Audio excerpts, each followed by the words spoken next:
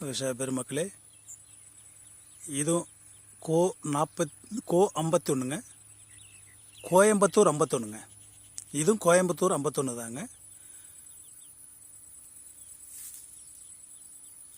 இது இன்றையோட 100 நாள் ஆகுதுங்க. நட்டு 100 நாள் ஆகுது. மொத்தம் 115 நாள். இது என்னுடைய கருதுகள்லாம் பாருங்கள். ஒரு வாரத்தில் அறுப்புக்கு வந்துடுங்க. பாருங்கள் விவசாய பெருமக்களே, இது குறைஞ்ச செலவில் நீங்கள் அதிக லாபத்தை சம்பாதிக்கலாம். விவசாயிகள் இந்த கோ 51 நீங்கள் செலெக்ஷன் பண்ணோன்னா நல்ல ஒரு விளைச்சல் இருக்குங்க. 45 to 50 மூடை ஈஸியாக அடிக்கலாங்க. ஆமாம், இதுக்கு இது வரைக்கும் 3 உரம் போட்டிருக்குங்க, 3 மருந்து அடிச்சிருக்குங்க. ரொம்ப இல்லைங்க.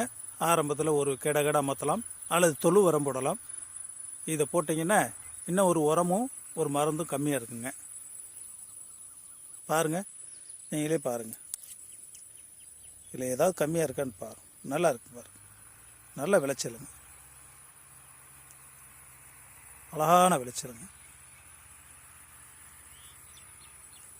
நல்ல விவசாயிகள் தயவுசெய்து கோ 41 கோடை காலத்தில் செலக்ஷன் பண்ணுங்க.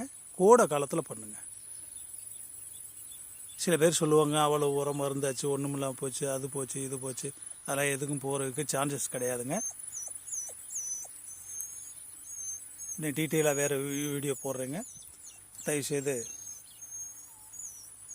லைக் பண்ணுங்கள், சப்ஸ்கிரைப் பண்ணுங்கள். தேங்க்யூ.